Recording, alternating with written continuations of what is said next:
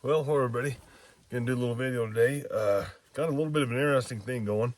Come down with a cold a couple days ago, and I just got a real terrible. I don't feel too bad, but that sinus business, whatever. And in today's world, after COVID, if you go in public place and you even portray that you might have any kind of an illness, of course you're looked down upon. So I decided just to come to the mountain, isolate myself up here for a few days, and try to get over this little bit of illness.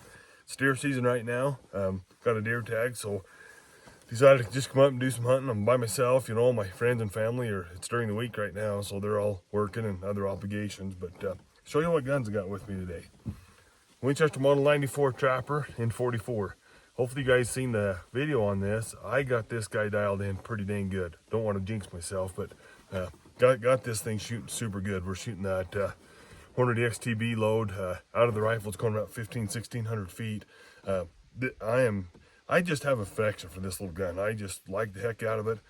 It'd be a lot of fun to harvest a deer with this. So that's one rifle we got. Of course, this country's got all kinds of different terrain, so I always bring a scoped rifle.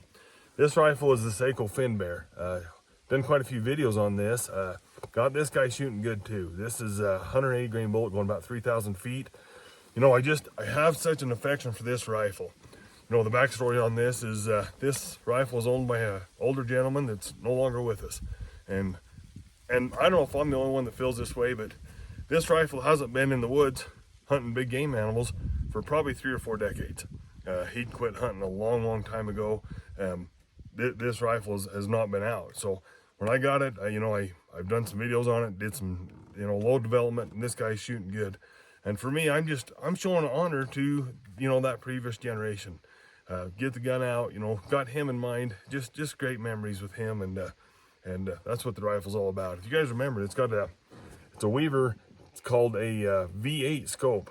It's a 2.5 to 8 variable power scope. And if you see, there's no adjustments for the reticle. All the adjustment takes place in the base, so it's a little bit unique that way. But I'm tickled about it. My son's almost cussed me a little, not too much, that this rifle deserves a modern scope. But I don't know. We're just going to see what it does. I really, within probably 300 to 400 yards, I think this setup will be just fine. And I'm not sure I've ever even shot at a deer or an elk on this country over maybe 200 to 300 yards. So I feel like I'm gun very well with this guy. And of course, the 10-inch 44. Did some videos on this guy. It's shooting really good. If you guys remember, I shot 3 shots at 25 yards off the sandbag under an inch and a half, or excuse me, I had 6 shots under an inch and a half at 25 with this. I wouldn't be scared a bit to shoot out to about 70 yards with this. Got a rangefinder with me today, so definitely will be ranging. And if anybody's hunted mule deer with a handgun, you've got about 100 things to go wrong and about 1 thing to go right. So I'm going to carry it with me. Is it going to be my primary gun? No, of course not. If you can see in the background, it's pretty thick Quakies, and there's a lot of times we've killed a lot of deer under 100 yards with, in the past. So if I can just be patient, I would be surprised if I didn't get a chance to take a shot at a deer with this. So anyway, that's what we're doing. I'm going to, like I said earlier, I kind of got a cold. I don't feel great. So I'm going to do some road hunting. We've killed a lot of deer just off the roads, and here by myself, I'm not going to go on a big hike and get down to the bottom of a big nasty draw or something and try to get a deer out. So anyway, hopefully we'll do some videoing of some deer. So we're going to get out there and see if we can find something. All right, well, made it back to the cabin. It was definitely a slow night on the deer hunt. I didn't hardly see any deer. Seen another 2 or 3 little groups of does and fawns, and did not see a buck tonight. That's a little bit unusual. We usually got a pretty good bunch of little 2-point and 3-points around, but it's been a strange year. We've had tons and tons of rain, and it's still pretty warm. I don't think the deer are even remotely thinking about rut or anything like that. So it'll be interesting to see how tomorrow goes. I got a couple different areas we're gonna hit tomorrow, but got the wood burning stove going. It's not really cold, but it's gonna get cold before the night's over. It's interesting because there's not hardly any moon at all, and that solar eclipse was just a couple days ago. I don't know if that's got the game doing something different, or who knows what, but I'm hoping the morning will be pretty productive, and I think we're aiming to do some coyote calling tomorrow. So I'll show you what I got going for dinner. So when I was a kid farming, a cold hamburger was not a bad meal. So that's what's for dinner tonight. Piece of leftover chocolate cake and of course some Diet Mountain Dew. That's our simple dinner for tonight. All right, well, I got dinner over with. Just gonna sit here by the fire and do a little bit of reading. American Handgunner magazine from April of 2011. You know, I save all these old magazines. We bring them up here to the cabin, and you know, it's interesting. I love to sit and read them old books like that. So we're gonna call it a night. It's only about 7:30, but it's darker than inside of a goat out there. And read here for a few minutes and call it a night, and we'll see you in the morning. Well, hello everybody. It's next day and still up to the mountain, still looking for a deer. I had a pretty rough night with this cold. I was up half the night, keeping me up. So it's almost noon right now. I've been looking around here, but decided I'm going to drive over to another part of the permit. It takes about 30 or 40 minutes, 45 minutes, whatever to get over there. So we're going to drive over there. We seen a coyote over there during the elk hunt, and we know there's a ton of coyotes there. I might go do a couple coyote stands and just kind of poke around real slow. And it's a higher elevation. It's up in the pines, so I don't know. We'll just take a run over there and see what we can see. I just jumped up 2 bucks off the road right here. Both of them decent bucks. I think I'd probably take either one. We're gonna play with them here for a minute and see what we can do. Interesting thing, those 2 bucks was running with a big herd of elk, and the elk come out and the deer didn't. So I'm gonna just take a 5-minute walk in there and see if I can bump them bucks somewhere. Best part about this deal is it's right off the road. All right, guys, I walked up in here and I bumped another deer, and so I was playing cat and mouse with it for a minute. Come to find out it was a doe. I don't know where them stinging bucks went. I think we're getting too far off the road right now, so we're gonna head back to the bike. All right, never did see those bucks again. Very interesting, 2 bucks running together. When I walked up in there, I did bump a doe, but yeah, interesting. Gives me a little bit of hope anyway. You know, I didn't see a buck at all yesterday, so we'll keep going.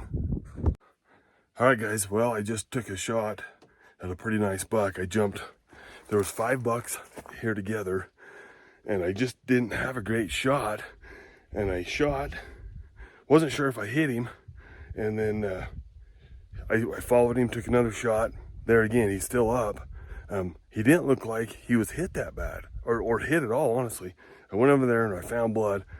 Luckily, I'm right off the road, so I'm gonna grab my backpack and go show you guys what I got. He's a good one, I hope. All right, guys, that's literally part of his lung that must have come out the exit hole. Yeah, I'm surprised he's still standing with the way he is, but he's got to be piled up here somewhere close. It's an amazing blood trail we have here. So I went up here looking a second ago, and I must have walked by him or walked around him somewhere, because he can't have gone too far. Oh, there he is right there. Walked right by him. Yeah, there he is.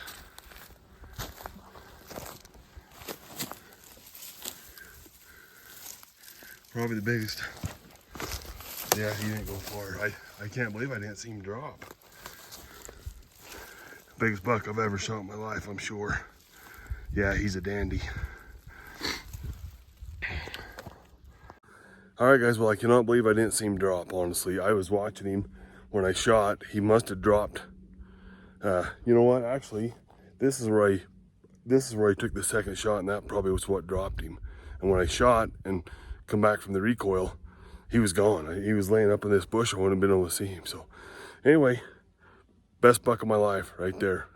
I don't know how wide he is. We'll have to get a tape measure on him sometime, but he's got to be 25, 26, I'm guessing. So alrighty, well, I'll get him filled out or dressed out. Well, if you guys can see, that scope got me just a little bit. I actually shot twice and it got me both times. What I realized is I always shoot that gun with that slip-on recoil pad. It gives a little more length, and for whatever reason, I don't have it on there right now. So I got a couple good trophies myself right there, but I'm trying to figure out how to get him out of here. He's only 65 yards from the road. I've got probably a couple hundred feet of rope.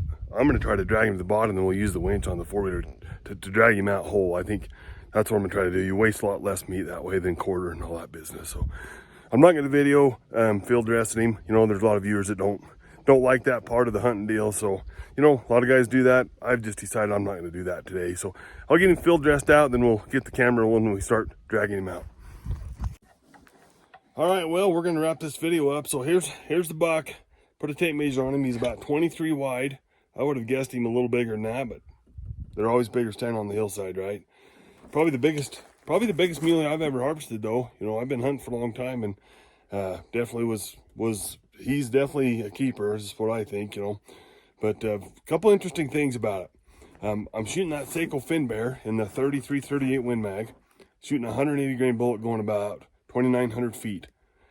And when I field dressed him, I'd hit him right in the heart, and it destroyed the heart. I mean, it was essentially blown in half. There was one side of it that was completely gone.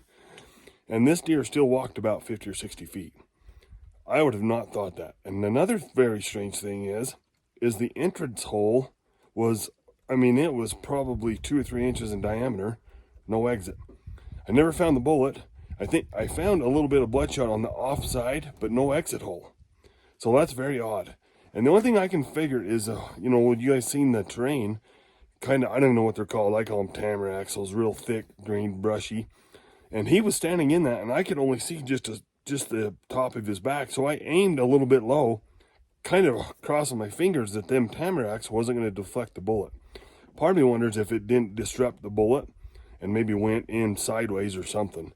So my butcher that I take these deer to are really good about keeping the bullets if he finds them. So I'll be really interested if something like that happened. But I mean, it's shocking to me that you can blow a deer's heart in half and he's still going to walk 60 feet.